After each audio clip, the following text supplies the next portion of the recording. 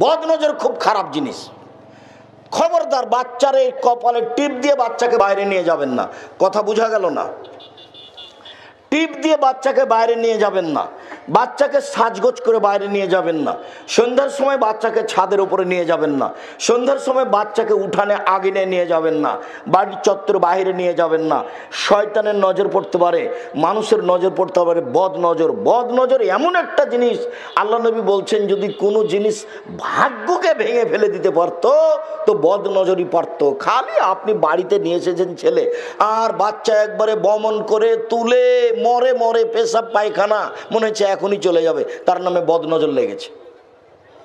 বদনজর কি জিনিস জানেন? 1 মিনিট, এই ছেলে, আপনারা স্বামী স্ত্রী বাড়িতে বসে আছেন, আপনার স্ত্রী আপনাকে বলছে শোনো, দেখছো মুরগির বাচ্চাগুলো কত সুন্দর সুন্দর হয়ে উঠেছে, তা আপনাকে দেখতে ডাকলো, তা আপনিও দেখলেন, স্বামী স্ত্রীর বাচ্চাগুলি দেখলেন।